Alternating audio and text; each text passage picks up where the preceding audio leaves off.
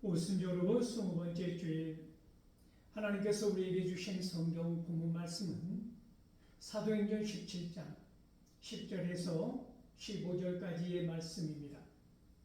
제가 이 말씀을 봉독할 때 이 시간 살아계신 우리 하나님의 귀한 음성과 은혜를 직접 듣고 느끼실 수 있기를 소망합니다. 밤에 형제들이 곧 바울과 실라를 베레아로 보내니 그들이 이르러 유대인의 회당에 들어가니라. 베레아에 있는 사람들은 데살로니가에 있는 사람들보다 더 너그러워서 간절한 마음으로 말씀을 받고 이것이 그러한가 하여 날마다 성경을 상고하므로 그 중에 믿는 사람이 많고 또 헬라의 귀부인과 남자가 적지 아니하나 데살로니가에 있는 유대인들은 바울이 하나님의 말씀을 베레아에서도 전하는 줄을 알고 거기도 가서 무리를 움직여 소동하게 하거늘 형제들이 곧 바울을 내보내어 바다까지 가게 하되 실라와 디모데는 아직 거기 머물더라. 바울을 인도하는 사람들이 그를 데리고 아덴까지 이르러 그에게서 실라와 디모데를 자기에게로 속히 오게 하라는 명령을 받고 떠나니라. 아멘. 이 본문 말씀을 가지고 간절한 마음으로 말씀을 받고 라는 제목으로 피차 은혜를 나누고자 합니다. 사랑하는 성도 여러분, 제법 쌀쌀한 바람이 불어오고 가물이 점점 깊어가고 있습니다. 이때에 우리의 영성도 더욱 풍성하고 깊어질 수 있기를 소망합니다. 우리의 믿음이 크다고 하는 것은, 깊어진다고 하는 것은, 우리의 영성이 풍성하여진다고 하는 것은 무엇을 의미하는 것일까요? 오늘 성경에서는 베레아 사람들은 데살로니가에 있는 사람들보다 더 너그러웠다라고 표현하고 있습니다. 더 너그러워지는 삶, 너그러운 사람, 이 가을에 우리 모두 더 너그러워지는 그러한 사람, 그러한 신앙인 다 될 수 있기를 소망합니다.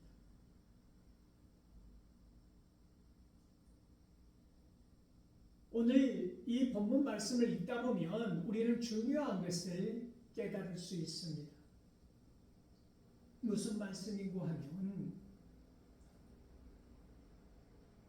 바울보다 먼저 형제들이 나옵니다. 신도들이겠지요. 복음을 받아들이는 사람들이겠지요.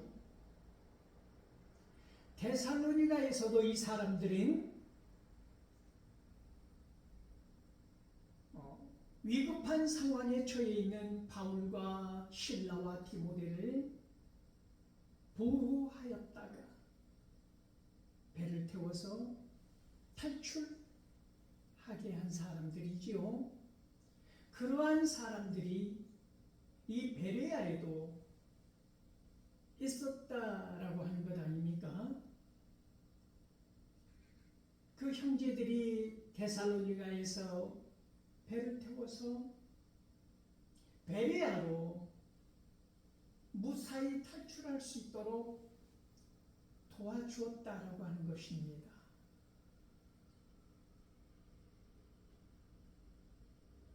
아무리 핍박과 고난이 심하여도, 박해가 심하여도 하나님의 뜻과 계획은 멈추지 아니하고 진행되고 유지되며 점점 팽창되어진다고 하는 사실을 우리는 다시 생각하게 되는 것이지요. 좌절하지 않습니다. 복음의 씨앗을 품고 달려가는 사람들의 걸음은 주저하지 않습니다. 멈추지 않습니다. 하나님의 복음을 들고 달려가기 때문에 어떠한 고난도 없을 것이다 라고 하는 착각에서 벗어나야 합니다. 내가 이렇게 선한 의도를 갖고 있는데, 내가 이렇게 복음을 전하기 위해서 몸부림치는데, 내가 이렇게 복음을 전하지 아니하고는 견딜 수 없는 뜨거운 심장을 가지고 달려가는데 그 어떠한 방해도 없겠지. 이것이 지극히 자연스러운 생각이겠거니 그러나 아니라고 하는 것이지.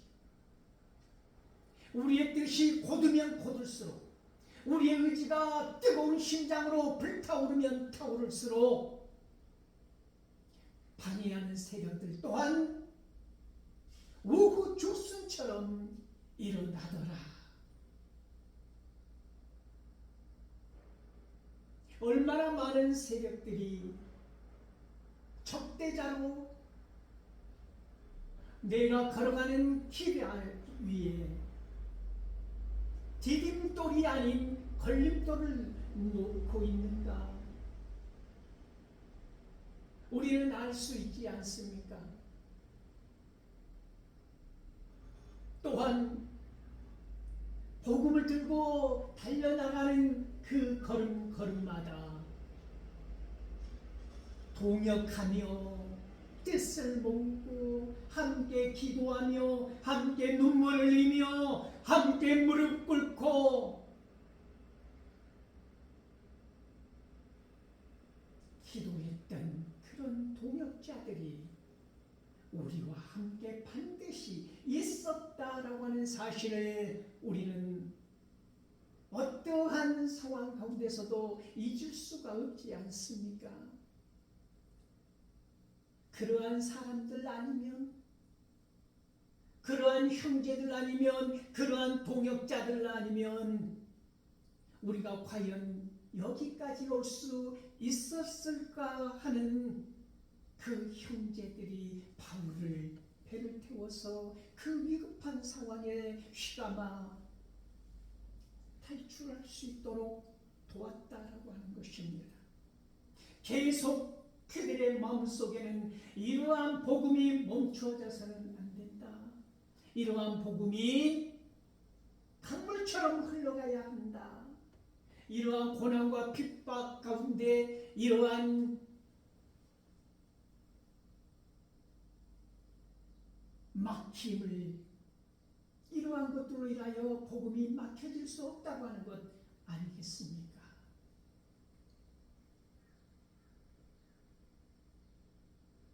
아말렉 전투에서 모세가 기도합니다. 두 팔을 들고. 그런데 놀랍게도 모세의 두 팔이 고통 가운데 점점 내려오면 이스라엘이 불리한 상황에 처해지더라는 것이죠. 다시 모세의 팔이 올라가면 올라갈수록 그 어려운 싸움에서 헤쳐나가고 이기게 되는 것을 아론과 훌이 보면서 모세 혼자 그렇게 고군분투하게 기도하게 내버려두지 않더라라고 하는 사실을 우리는 잘 기억하고 있지 않습니까? 아론과 훌이 돌을 쌓습니다. 돌을 쌓아서 함께 모세의 팔을 받쳐주지 않았습니까? 복음을 전한다고 하는 이 선한 의도 가운데 하나님은 반드시 이러한 놀라운 동역자들을 보내주셨다라고 하는 사실을 고백하는 것입니다. 물론 적대자들도 거역하는 자들도 많이 있습니다. 그러나 하나님은 그들을 뛰어넘게 하셨다라고 하는 사실을 고백하지 아니할 수 없습니다. 데살로니가에 있는 사람들보다 베레아에 있는 사람들은 더 너그러워서 말씀을 간절히 받아들였다라고 오늘 누가는 기록하고 있습니다. 받아들였을 뿐만 아니라 이 말이 정말 그러한가 하여 성경을, 그 말씀을 밤낮으로 날마다 상고하였다.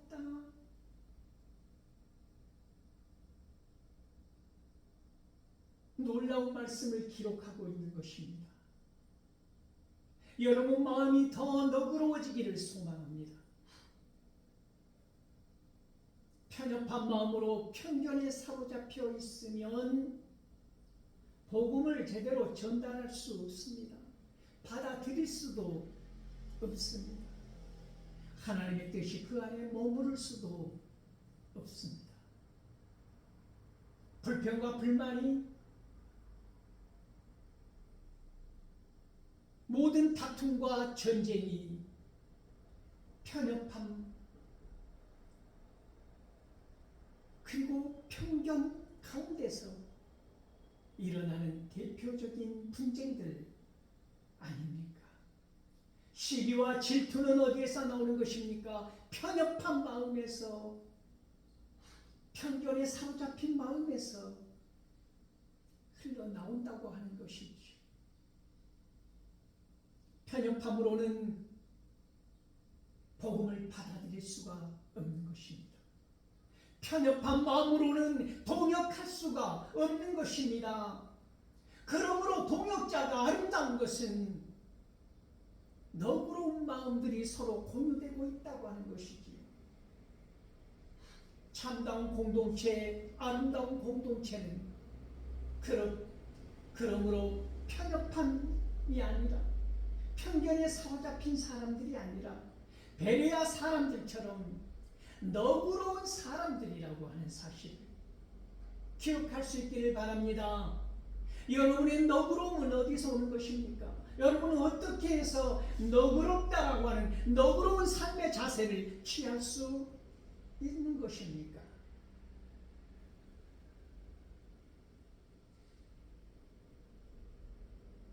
말씀을 받아들인 사람들, 그것도 간절히 말씀을 받아들인 사람들이기 때문에 가능한 것입니다. 내 안에 말씀이, 내 안에 성령님이 가득한 사람들이 너그럽고 온유할 수 있다고 하는 것이지요.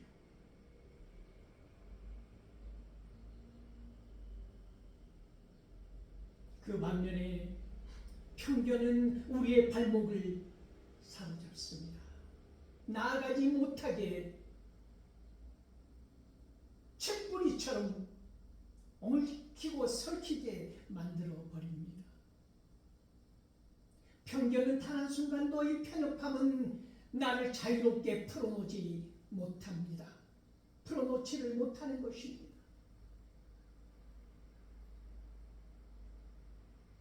편협함은 아름다운 상상력, 아름다운 꿈을 꿀 수 없습니다. 편협함은 나의 모든 날개를 꺾어버립니다. 나의 모든 생각을, 나의 모든 장점을 올가비어 깊은 수렁에 던져버리는 것, 그것이 편협함이고 그것이 편견이라고 하는 것입니다. 편협함과 편견이 얼마나 무서운 것인가 하면, 나비가 되어야 할 그 상황에서 끝없이 애벌레로 남아있게 만드는 것입니다. 그 틀에서 나오지 못하게 하는 것이지요. 결국 그 틀에 갇혀서 죽는 것이지요. 이렇게 편협함과 편견은 무서운 것입니다. 나비가 되어 홀월 날아갈 수 있는 이 자유로움을, 이 멋진 비행을, 이 편견과 편협함은 두꺼운 벽처럼 가로막아 그 틀 안에만 가둬버린다고 하는 것이지요. 여러분 주위에 생각해 보십시오. 편견에 사로잡힌 사람이 얼마나 무서운 말과 행동을 저지르던 것인가요? 주위에 있지 않습니까? 편견에 사로잡혀서 한 발짝도 더 나가지 못하는 사람들. 그 편협함이 얼마나 사람을 질식하게 하는지, 슬프게 하는지. 백마디 말로 설명하지 않아도 우리는 그런 사람들 앞에 서면 숨이 막히지 않습니까? 어떠한 새로운 그림, 어떠한 새로운 비전, 어떠한 삶의 태도를 보여주어도 그들의 시선은 한결같이 편협함과 편견에 사로잡혀 있는 그 사람들은 자기 자신만, 자기 자신의 생각만 보고 거기에 빠져 있기 때문에 더 이상의 진보와 발전이, 새로운 관계의 형성이 이루어지지 못한다라고 하는 것이죠. 이 베레아의 사람들은 너그러운 사람들이었습니다. 말씀을 받아들인 사람들. 그리고 이 말씀이 무작정 아무 생각 없이 내 안에 어떠한 요가장치도 통과하지 아니한 상태로, 무방비 상태로 받아들여지는 것이 아니라 그들은 먼저 이 성경을 보았다, 상고했다, 보고 또 보고 조사하고 검토하고 이러한 과정들을 어떻게 해요? 날마다. 그러므로 그들의 신앙이, 그들의 믿음이 얼마나 견고하게 자랄 수 있었겠습니까? 믿는 사람들이 많아졌다고 성경은 말하고 있습니다. 헬라의 기브인들도 남자들도 이 복음을 받아들인 사람들, 이 사람들이 얼마나 너그러운 삶의 자세를 이 삶의 자리에서 드러내 보이겠습니까? 우리가 살다 보면 만나게 됩니다. 향기로운 사람들, 아름다운 사람들, 처음과 끝이 변함없이 한결같이 동일하게 향기로운 사람들, 변덕 부리지 아니하고 자기 뜻에 옳은 대로만 행하지 아니하고 생각과 마음의 균형의 추를 온전하게 유지하면서 좌로나 우로나 치우치지 아니하고 말씀에 의지하여 갈짓자 걸음이 아니라 똑바로 고운 발자국을 남기며 걸어가는 사람들을 우리는 보게 되지 않습니까? 애써 그 사람의 향기를 드러내지 아니하여도 향기가 풍겨나오는 사람들, 말을 하지 않아도 몇 마디 말을 통해서 이 사람의 기쁨과 고둠이 드러나는 사람들, 너그러운 사람들을 만날 때 우리는 우리가 결단하고 결심하지 않아도 무장이 해제되어 버리지 않습니까?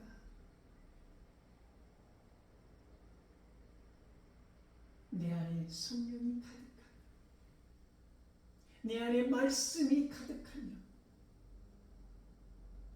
내가 하나님의 뜻과 계획을 이루어가는 사람이면 나의 삶을 통해서 하나님의 영광을 드러내는 사람이면 우리는 베레아 사람들처럼 너그러운 사람이라고 하는 것이지요.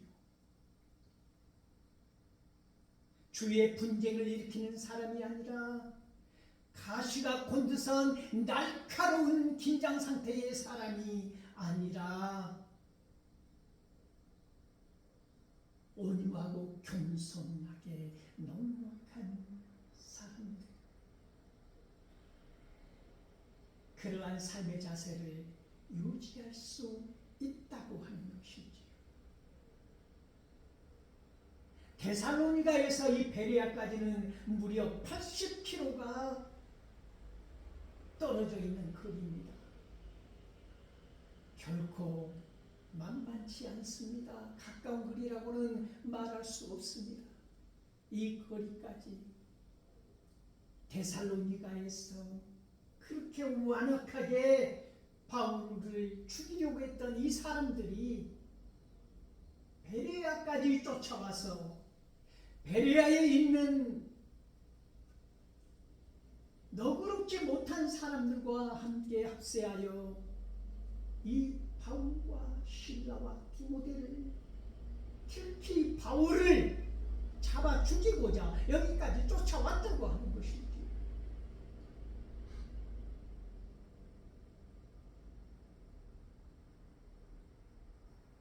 오늘 본문에서 우리가 간과할 수 없는 사람들, 그 형제들이 또 나섭니다.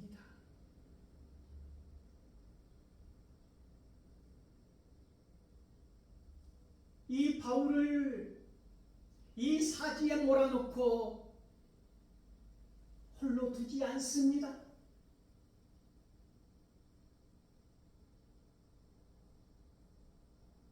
이 바울은 아시아 다소 사람 아니었습니까? 유럽에 대해서는 생소한 길과 길일 수밖에 없는 것이지요.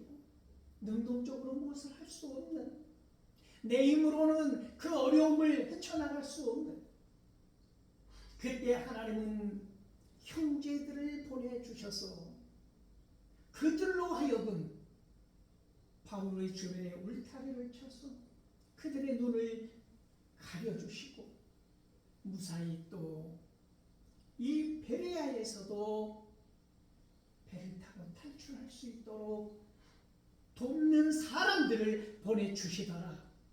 바울이 간 곳곳마다 바울을 죽이고자 하는 사람들이 있었지만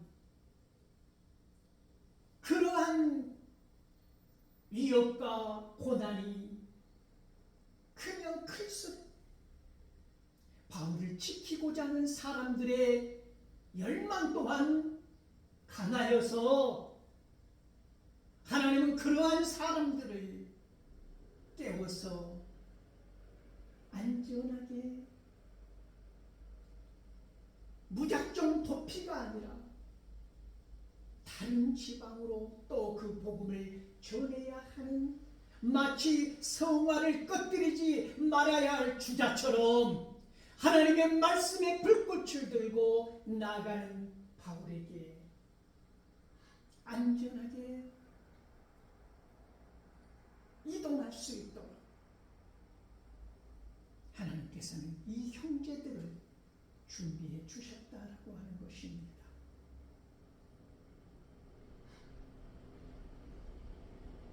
여러분 생각해 보십시오. 이것이 동역이라고 하는 것입니다. 바울 혼자 선교하는 것이 아니고 루스드라와 이고니온에서 그렇게 죽이려고 했던 이 사람들, 그들을 피해서 떠나오게 한, 무사히 그곳을 탈출할 수 있도록 도왔던 사람들, 데살로니가에서 이 살해 위협을 뚫고 베레아로 보낼 수 있었던 사람들,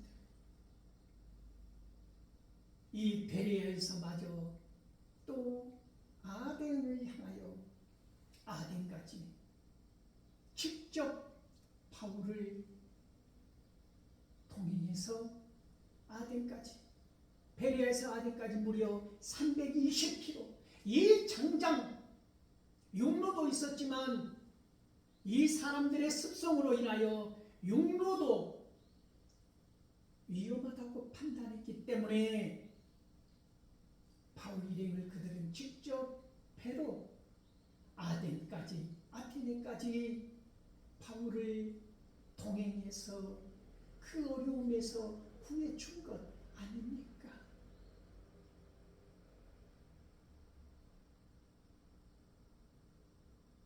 우리가 생각하기를 지금까지 지내온 것 나의 힘과 능력으로 이 자리에 있는 것 같지만 아니라고 하는 것입니다. 이름도 없이 빛도 없이 우리와 동행하면서 동역했던 많은 사람들의 수고와 눈물과 기도를 우리는 잊어서는 안 된다고 하는 것이지요. 내 인생 내 것이니까 내가 능력이 있어서 내 힘으로 이 자리에 온 것이 아니라고 하는 것입니다. 하나님의 은혜가 아니면, 하나님의 도우심이 아니면, 성령님이 우리와 함께하지 아니하셨다면 결코 할 수 없고 올 수 없고 이룰 수 없는 것들, 이러한 것들, 이러한 은혜 생각해보면 모든 것이 은혜였다라고 하는 것입니다. 이러한 동역자들이, 우리 하나님께서 보내주신 이러한 동역자들이 반드시 있었다. 거부할 수 없는 은혜입니다. 망각할 수 없는 하나님의 사랑입니다.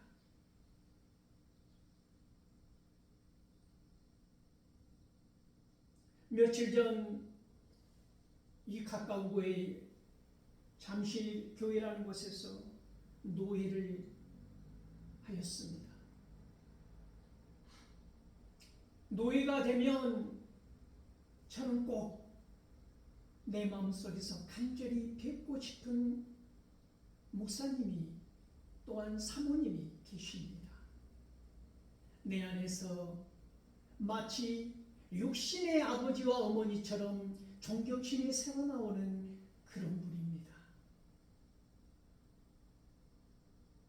제가 전도사하고 있을 때 성남의 큰 교회에서 사역을 할 때 뵙던 그 목사님과 사모님입니다. 저는 그분들을 잊을 수가 없습니다. 물론 많은 목회자와 사모님들과 전도사들과 권사들과 집사들과 어찌 잊을 수 있겠습니까?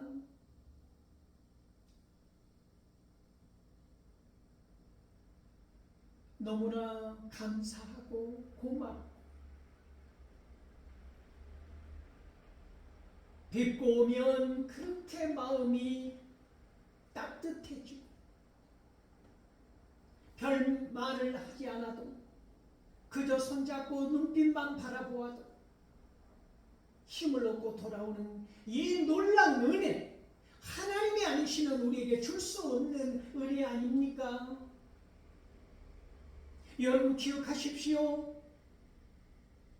지금까지 지나온 모든 생애에 나와 함께 동행하고 동역하였던 오늘 성경에서 말하는 형제들, 이 형제들이 우리와 함께 있었기 때문에 오늘이 있다고 하는 이 사실을 기억할 수 있기를 소망합니다.